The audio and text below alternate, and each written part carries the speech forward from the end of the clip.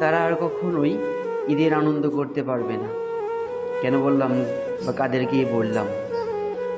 আমরা যারা জীবিত আছি তারা সবাই ঈদের নামাজ পড়তে পারি, রোজা রাখতে পারি, ঈদের আনন্দ করতে পারি, সবার সাথে কোলাকুলি করতে পারি, কিন্তু যারা কবরবাসী হয়েছে তারা কি আদৌ পারবে জীবনে কখনো আর ঈদের নামাজ পড়তে, ঈদের আনন্দ করতে?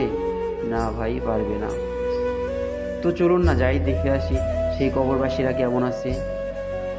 এই কবরস্থান কত বড় কবরস্থান, হাজার হাজার কবর, লক্ষ লক্ষ কবর, কিন্তু এখানে ভাই কেউ খোঁজ নিতে আসে না যে কবরবাসী কে আছে, কেমন আছে। একটা বার যায়, তাদের জন্য দোয়া দরুদ করে আসি, কিন্তু কেউ আসে না।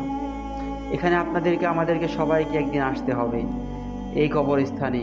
এর জন্য আমরা কি করেছি তৈরি, কেউ কি জানি? আমরা দুনিয়ার লোভ লালসায় ডুবে আছি আমরা। আমাদের উচিত অন্তত একটিবার কবরের স্থানে যাওয়া, প্রত্যেকটা ধর্মের মানুষই হোক, কবরস্থানে গিয়ে একটু আত্মশুদ্ধি করা, সেখানে কিছুটা সময় ব্যয় করা, যাতে আমাদের অহংকার সব ধুলোর সাথে মিশে যায়।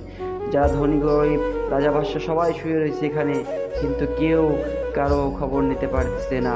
যে মা বাবা, ভাই বন্ধু, আত্মীয় স্বজন কেউ খবর নেয় না এই কবরবাসীদের।